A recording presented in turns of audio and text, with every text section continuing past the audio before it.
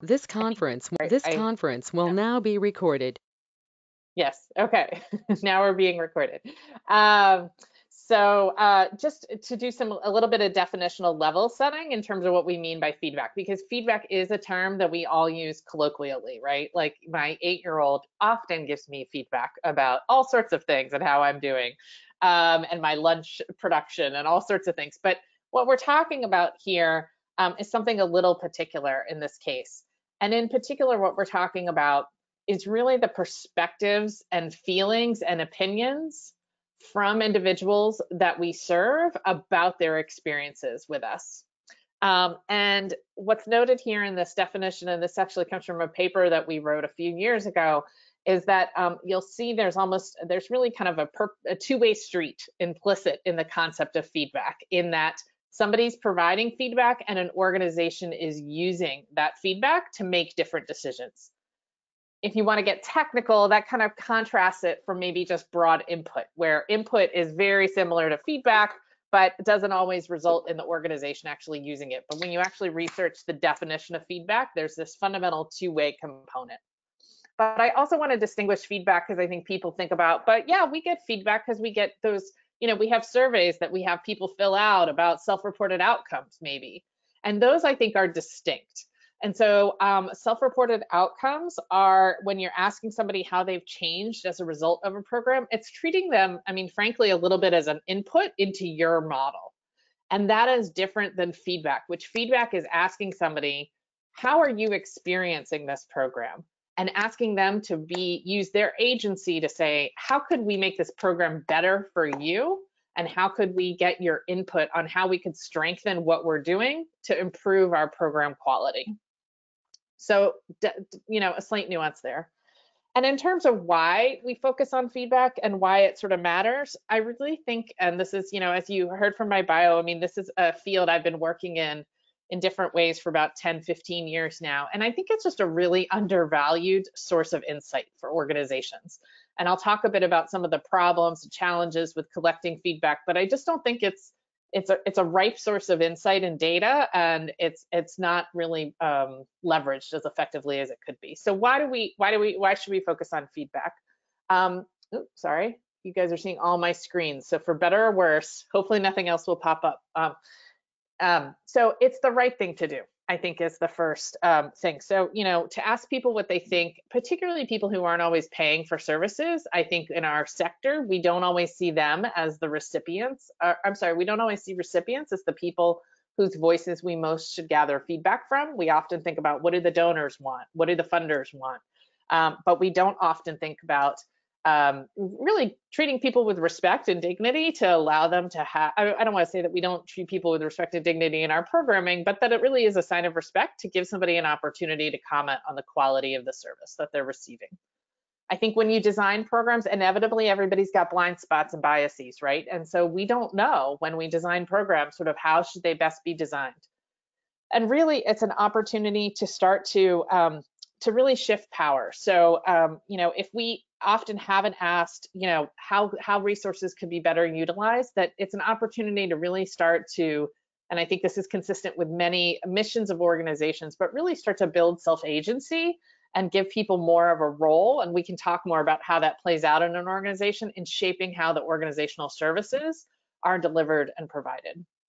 And then finally, pragmatically, I think those who have run programs know that, if somebody's having a negative experience, they're not going to come back. It affects retention, it affects engagement, and that often is a critical precursor to getting the outcomes that you want. So if somebody's not engaged, you're going to have worse outcomes as well. So with that, I am going to stop sharing this and just wanted to show a very quick video that talks a bit about why does listening matter. So this is actually from a video that the Fund for Shared Insight has put together from the perspective of clients. So.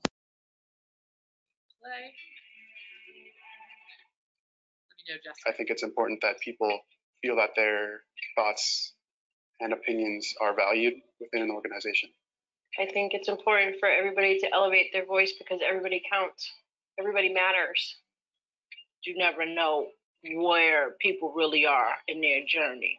You just don't know if you haven't experienced it, if you haven't lived that path.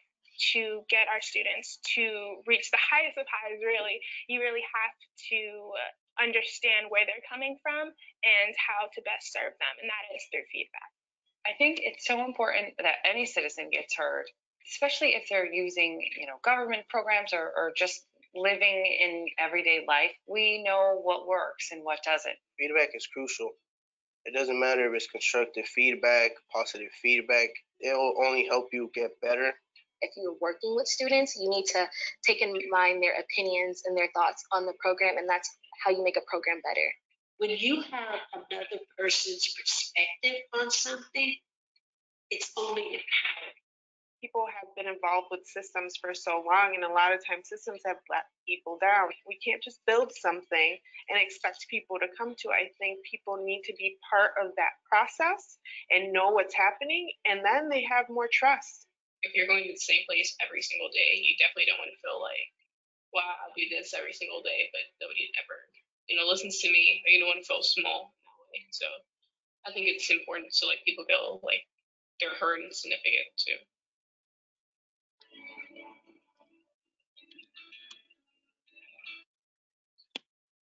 So that is just a small,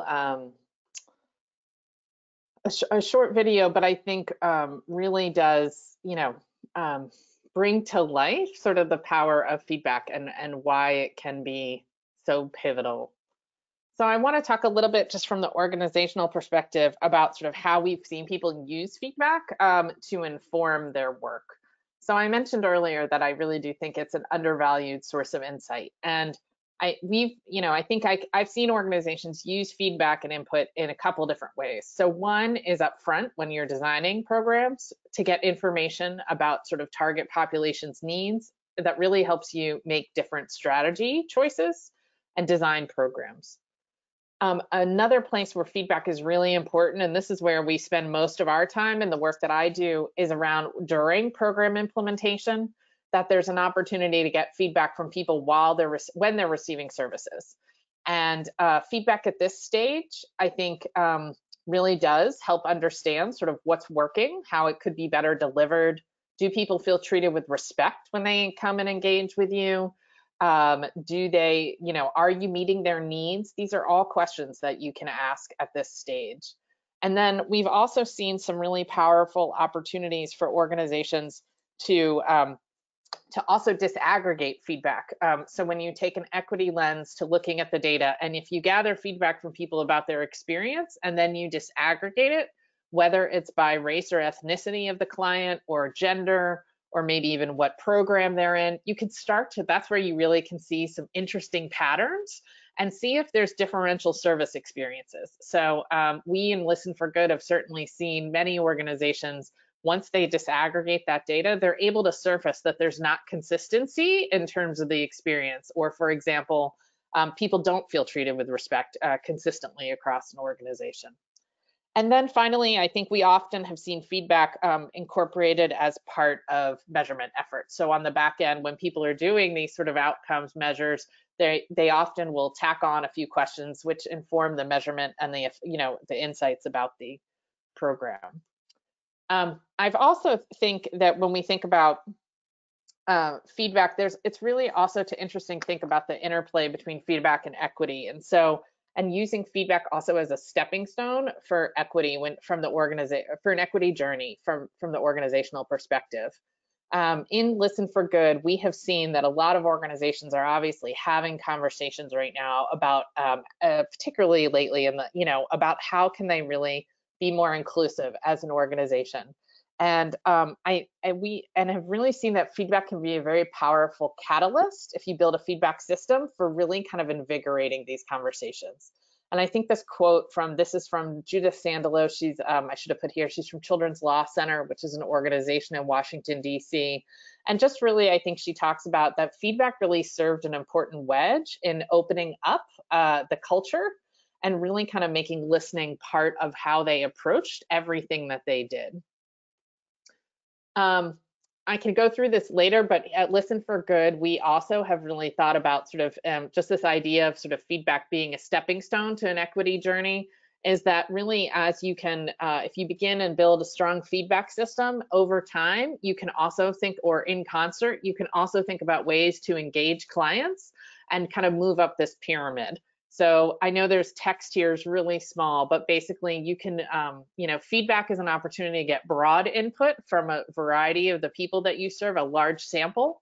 And then also interesting to think about how it can dovetail with things like advisory groups, other opportunities to sort of start to increasingly shift power and give ownership and increase ownership among clients. All the, you know, and kind of the penultimate of that is putting clients on your board or hiring clients, you know, as staff as appropriate.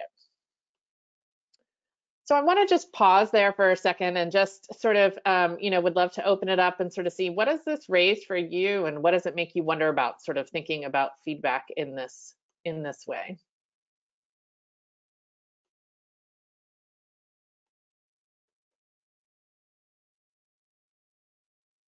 Does anyone want to share any perspective? I have a question.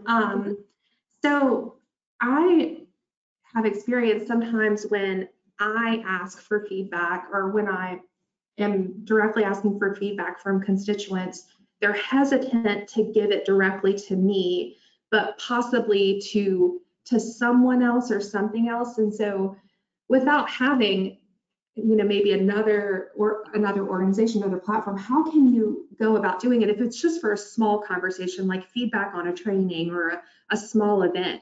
What do you recommend to make people, to encourage people to do that? They feel like, you know, they can be honest, and and I also think about leading questions. You know, I don't want to direct anyone's opinion or answer in a certain way. So I know that was a few questions, but I hope you can touch on that a little. Yeah, it's a great question. So I think there's really two principles that are important, and I'll talk in a second, sort of preview what we call sort of the feedback loop.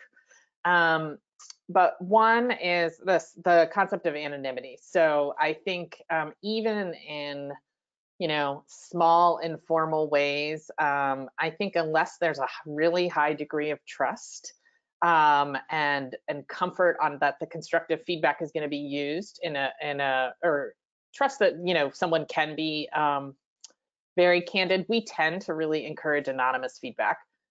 So that can be as simple as sending a survey after something, or, you know, doing it via, particularly now with technology tools, doing a quick poll at the end of a meeting or something, but really providing people that anonymity.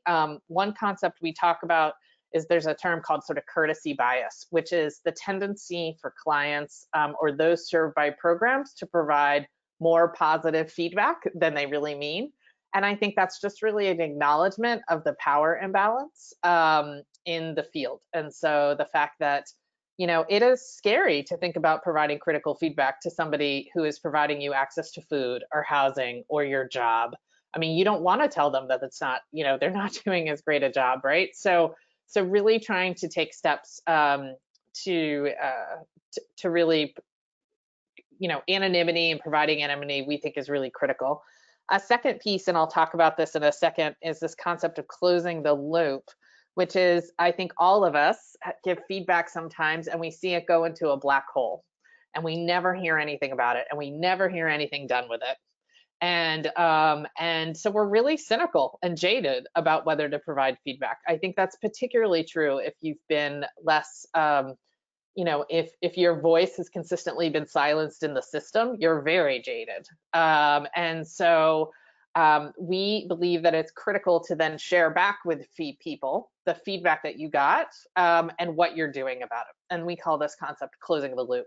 And we believe that if people see that you're closing the loop over time, even in simple ways, that it really does help to foster more trust among, and really leads to more candid feedback over time.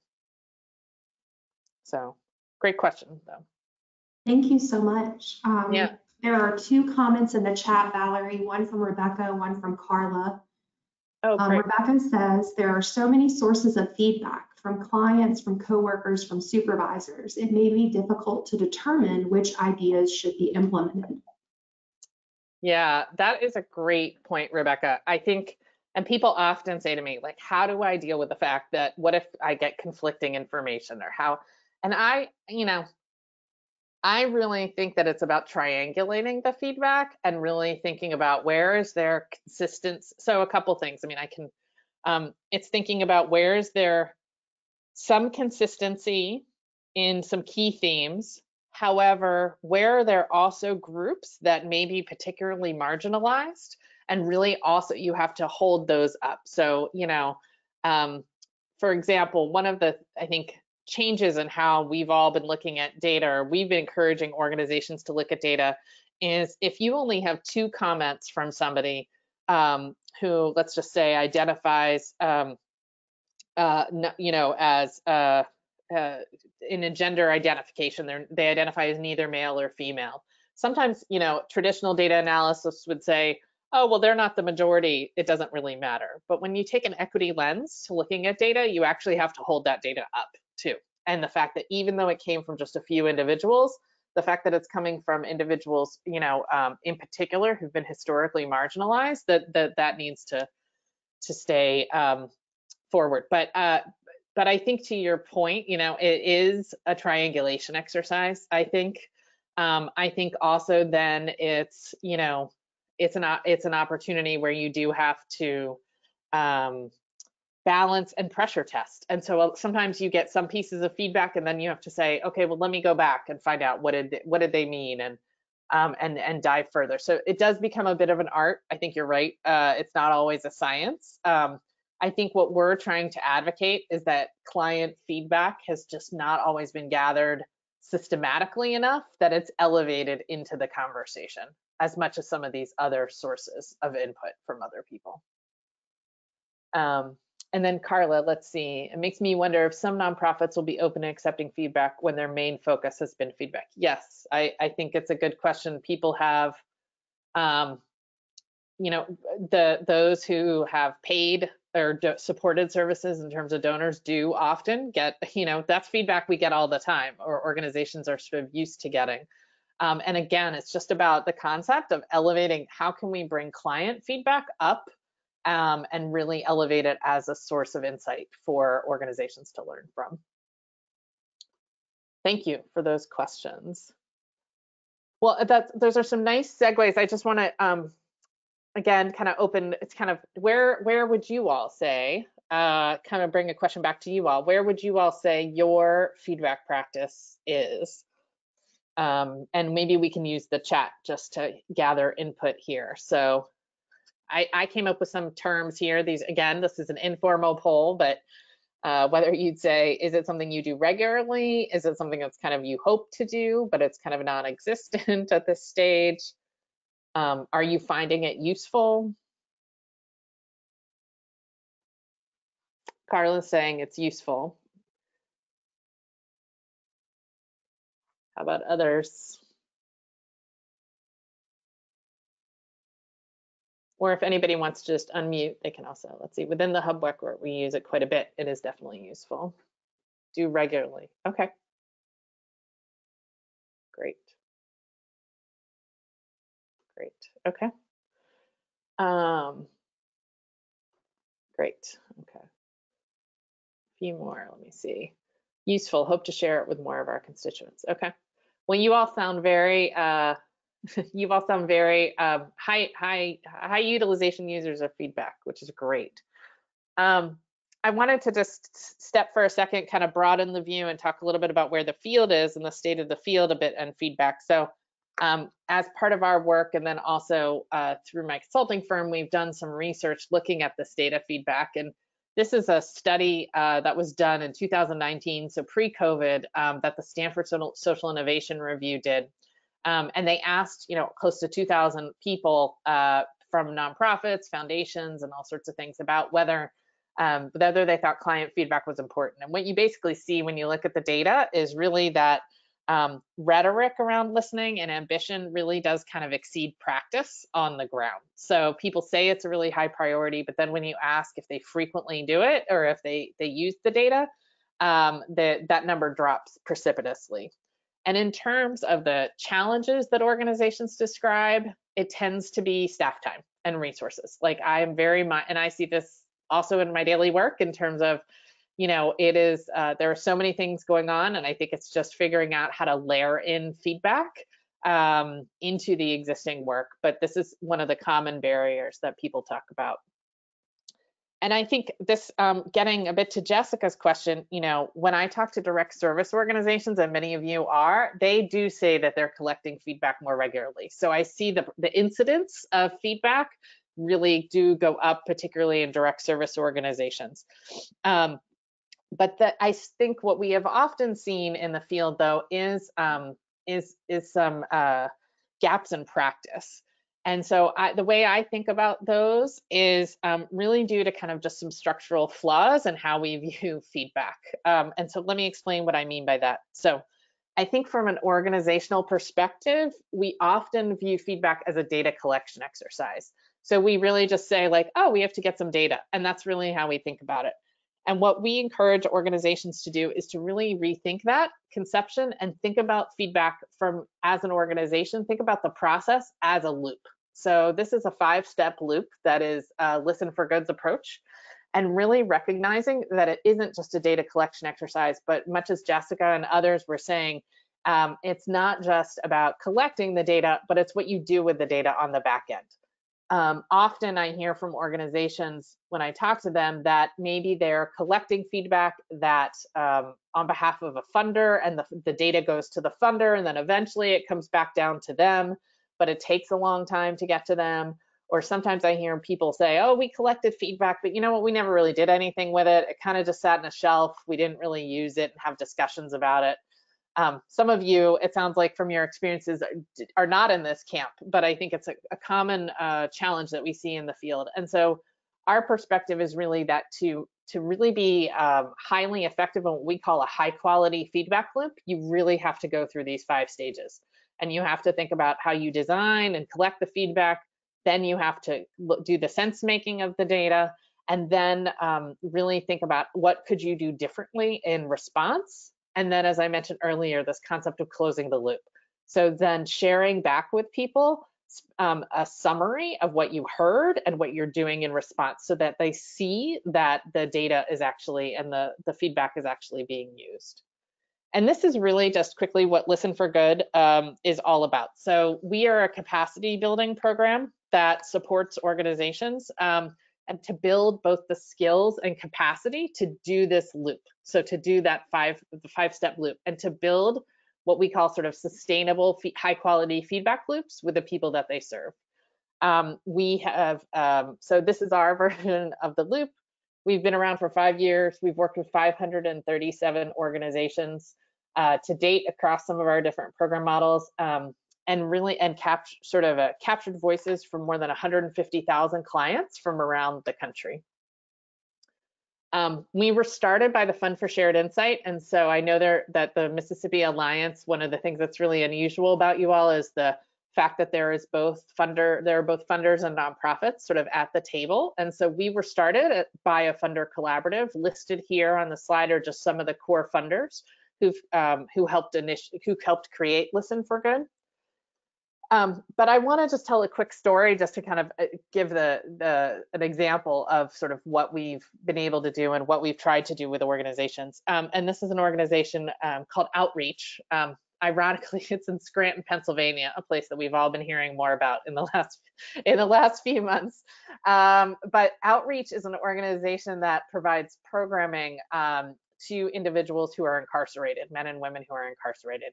I would argue that this is a group that is very much doesn't get their voices heard, and would represent sort of voices least heard, or the people who are receiving programming within the, the judicial system. And so participants, Outreach actually was able to work with the wardens at Lackawanna County Prison to see about getting feedback on some of the programming that they offered in-house. And this was done, I will admit, pre-COVID, so it was kind of paper-based surveys. But one of the things, what they heard was real demand for additional services. So that was everything from more classes to modifications in the schedule, to class content. And what they were what they were able to do was then use this data, and these sound like small changes, but when you think about the additive, I think the additive effect of these changes, and then you also think about sort of what it feels like to be the person receiving services, who these might seem small to us, but make a huge difference in the quality of life for the individuals receiving services, is that they were able to extend classes. So most classes started to run for 6 weeks instead of 4 weeks. They were also able to bring different schedule options, and then one program that they specifically brought back that there was real demand for was the GED program. So just by listening to the clients and asking them and listening to the people being served by the program, like, how could we do this better? They were able to get some really targeted feedback on how they could better meet the needs of the individuals that they intend to serve. And just as an aside, one unexpected outcome when we talked to Outreach about their work was that many people also noted that, Outreach noted that when people came out of the prison and they get follow-on services, once they're post-incarceration, that a lot of them, they saw a real uptake in participation in services, and that was unexpected. And when they'd ask people were like, well, I told you on the survey, this is what I wanted. And so that actually, even just the act of asking for feedback was an intervention in terms of getting people to engage and providing them with motivation to continue to engage with the program. So just quickly, and happy to answer more questions, but we support organizations kind of with 3 major pillars of work. So just to kind of demystify a bit what we do, we have some self-guided tools that we provide for organizations. So we have an interactive web app that we've developed that is like probably everything you ever wanted to know about feedback, hundreds of articles, kind of every question you probably have ever had is in our help center. And it's just a way we walk you through the 5-step content. Okay, it says I'm unmuted, but I still can't. I don't. Okay, thanks, Jessica. So this interactive web app that we have walks you through the 5 steps and sort of serves as just your home base for the work. We are a survey-based program, so we tend to use surveys as a tool for gathering feedback. There's a lot of different ways to gather feedback, but that's the kind of preferred approach we've taken. I can talk more about why that is. And one of the things that we are pleased to be able to offer is not only that we have, because we have some questions that we require all organizations to ask, we're actually building a benchmark system so that we're able to have direct service organizations compare the feedback that they get to others. So it gives you some norming, because if you find out that you get, 90% of people feel a certain way on a question, it's very hard to know, is that good or bad, or and how does that compare? If 90 is pretty good, but if 70% say they feel a certain way on a question, it's hard to norm that. And so what our benchmarks allow you to do is really to help norm the feedback. We also have group learning opportunities. So we have an online community, we have webinars that we produce regularly, and then we do have one-on-one coaching support at varying levels that we provide to organizations based on the program. And so this is kind of just quickly our standard slide where we talk about all the impacts that we've had. So I'm not going to go through this, but I think we've been really just what makes us, I think, most proud is really the fact that when we've asked organizations who've participated in Listen for Good, are you making changes? And the numbers there are really high in terms of the changes that are really resulting in better client experiences. I do just, though, want to spend a quick second, and then I'll open it up and we can have some more just open discussion. But one thing that I think does make Listen for Good distinct is actually this last point here. And I just want to bring this up because of the Mississippi Alliance and sort of the membership, the composition of this group, is that one of the intentional designs that we had with Listen for Good was that it was not only a tool, it is primarily targeted to nonprofit organizations, but it really also hopefully provides an opportunity for funders to be co-learners alongside with nonprofits. I don't think there are many programs out there that, as I think about it, put the funder and the nonprofit on the same side of the table looking at the same data. Usually it's just you're metaphorically and physically, you're on other sides of the table. And so we've really tried to, a real commitment of ours is that we engage the funding community as well in learning from constituent feedback and figuring out how they can do things differently. And so this is just an example. Actually, there's a foundation in Pennsylvania, Moses Taylor Foundation, who talks about the fact that they went in to Listen for Good, looking for the shared learning experience. But from their end, they actually really found that the experience was quite transformative. And it created motivations for them too, to think about how were they listening to grantees. So they added questions and deepen their own learning and opportunities to kind of engage with their own grantees and community. They wrote feedback questions, so now as part of their application is sort of an expectation that there's listening going on among grantees. But again, this is really just, I think, something that is also unique, is this opportunity to engage funders as co-learners.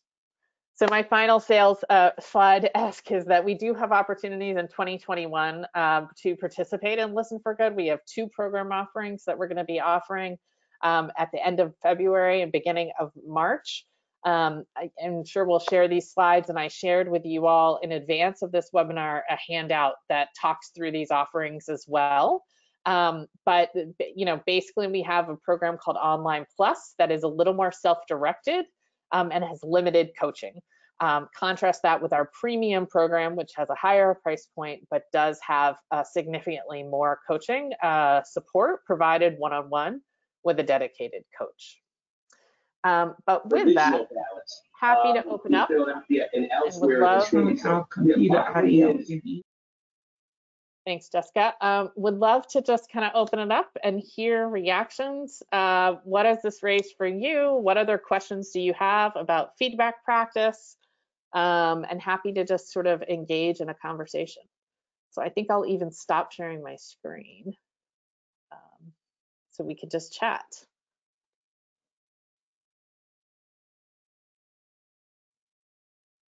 Apologies if I talked fast there for a while, but.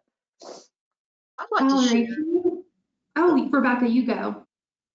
Okay. Earlier in the presentation, Valerie, you were talking about including clients on the board of directors, and it reminded me that one of the nonprofits that I work with in Okolona, which is a very small town in Chickasaw County, quite poverty-stricken as a matter of fact, but they have an organization called Excel, which has been around for probably 30 years now. But they did put one of their clients on their board, and it was just a woman who needed a lot of resources, but she was very involved in the community in terms of trying to bring others up, just providing them with resources. So this woman was put on their board and gave them so many ideas about how they can improve, and they've expanded their programs tremendously. And this same woman went on to win a Give Award last year through Volunteer Mississippi. So she really went from being, just a regular person in the community to really making a big impact. No,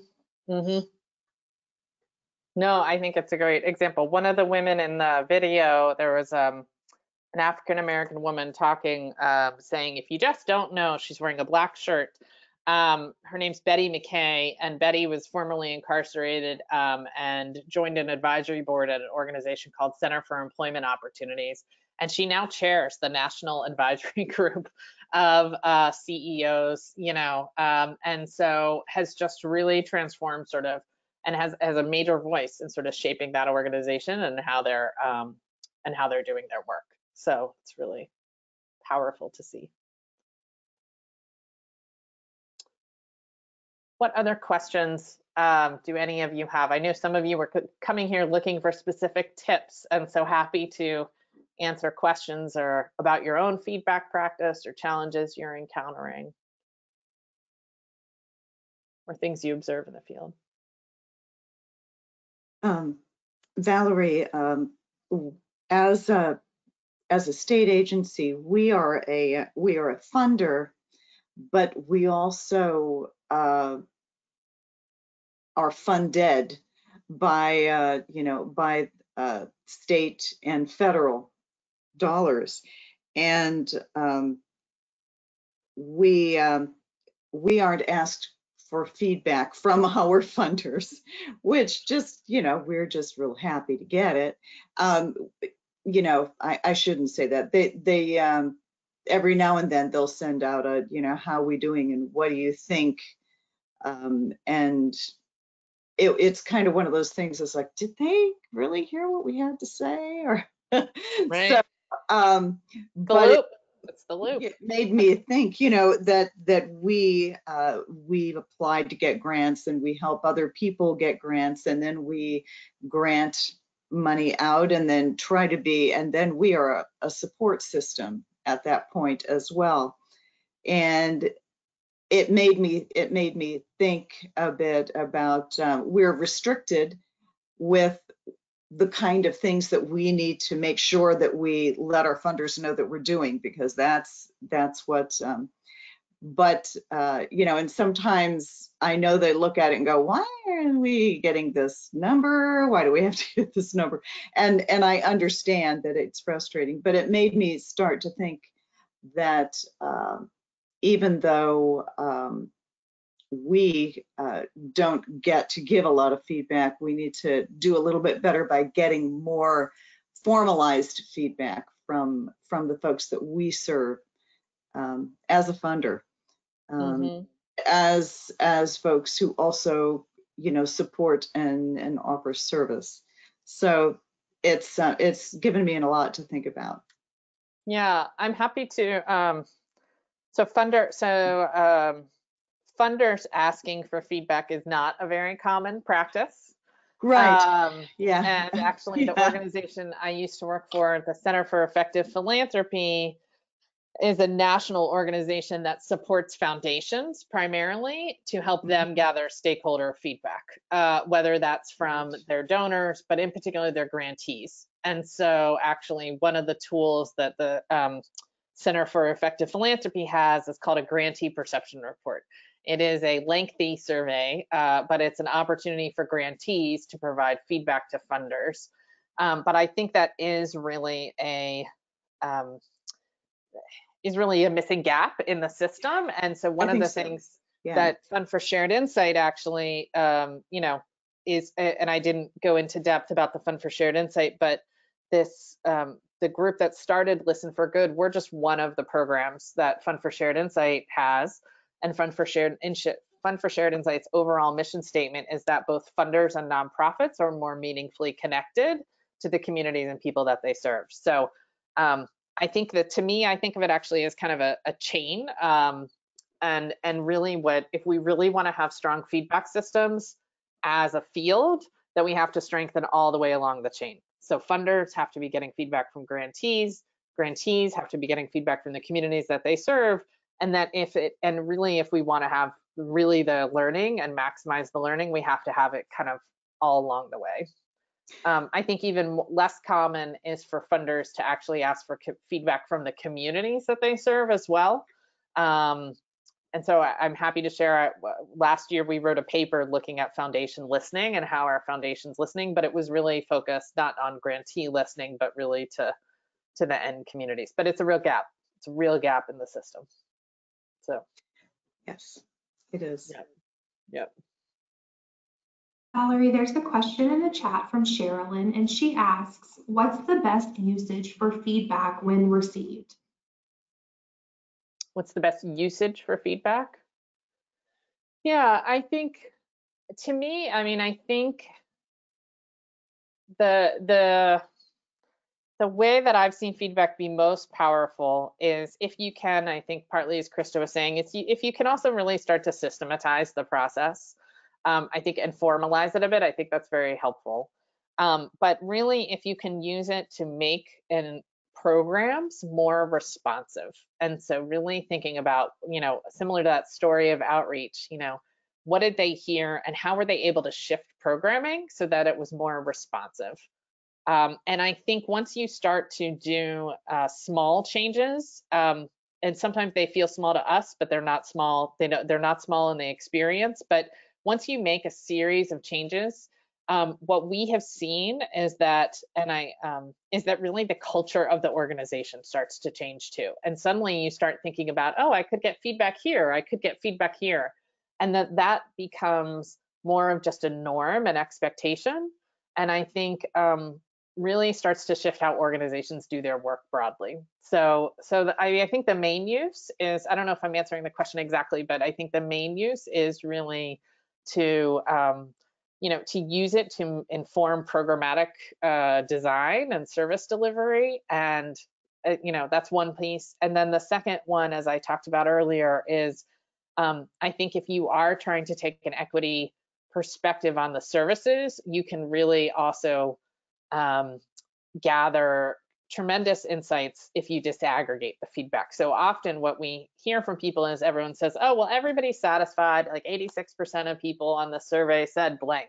Well, the minute you start disaggregating that and pulling it out by groups, you can see the real power and the patterns. And you can see, oh gosh, people in my north, the program in the north of the state feel really differently than people in the south of the state. Or women and men are having a really different experience here. And then you can really do more action. It provides you to do more actionable feedback. Because I often hear from people when I get it like 86% satisfaction, like they're like, that's pretty good. I don't really know how to use that. Like people struggle with the actionability there. And so this disaggregation we think is just really important, both for increasing the actionability of the feedback and then also but also honoring sort of the taking an equity lens. So let me know if I didn't answer the question, but.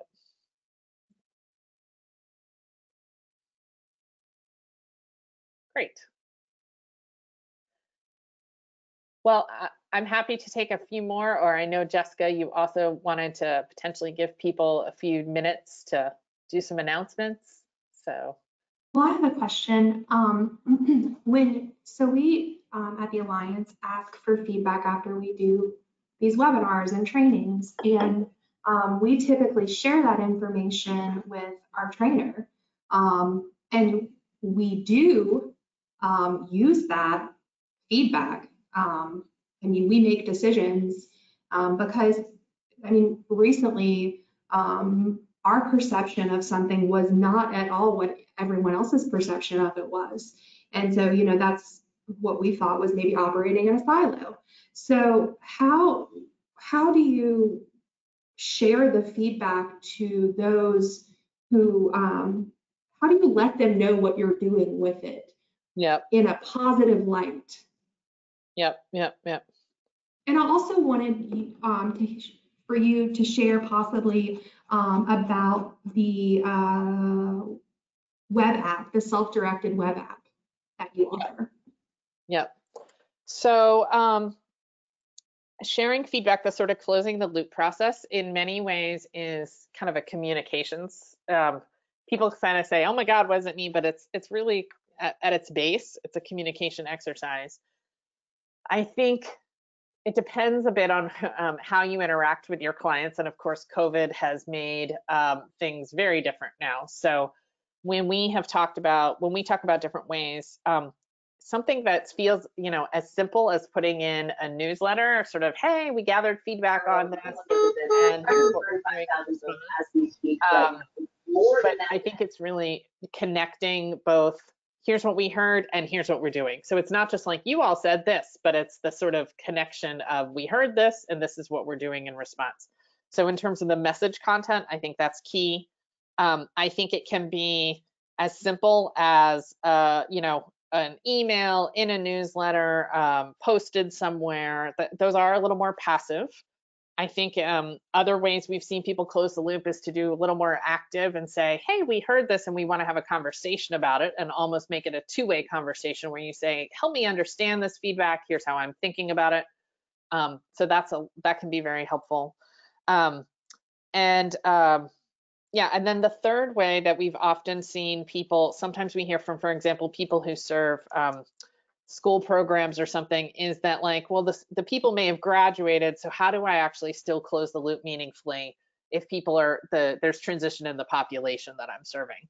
And I think, I think there, if you, for example, and I'm just gonna, Jessica, blow out your example. It's a little to a little bit of an unrealistic level, but if you came into the next webinar and said, we do this now this way because we heard feedback that this is not working, that kind of sharing with the next group, that even engenders a commitment and sort of a belief. I think it can really help people feel that that their voice is being heard, and gives them this idea that if they give feedback, it's not going to the black hole, and that it's if they give feedback in the future, that it will. So it sets up that rhythm. But we also have many, just going to the web app conversation, these are the kinds of things like on our web app. So we basically have an interactive web app. I'd say it's an app because you can do things on the on the app, like you actually build your survey if you were in Listen for Good.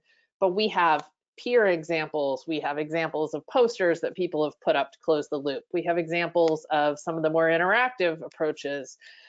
We have tutorials about how to analyze data, how to make sense of it. We have custom question banks where you can see sort of good design questions that other people have used.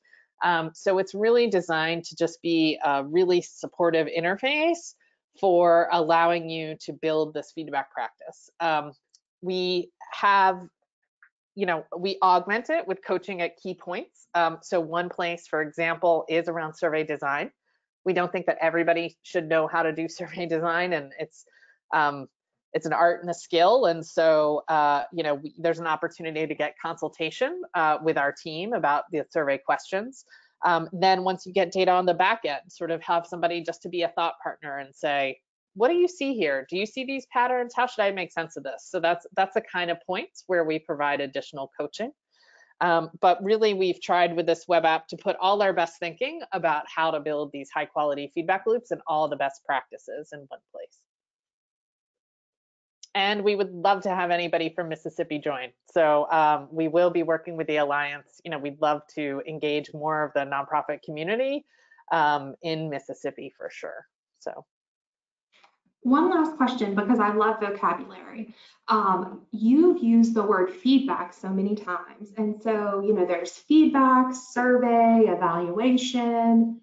What is a word that makes people want to do it, like a positive way to grab them? Because I almost feel like evaluation goes back to that courtesy bias, the scared to evaluate, so yeah.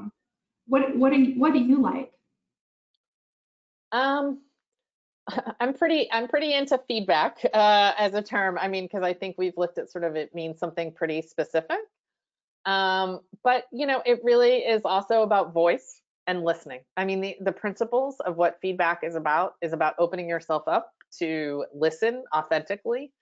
So I think that is more powerful. And as we've tried, as we've talked about today, we've really tried to position feedback as a complement. It's a component of measurement, but it's not the same.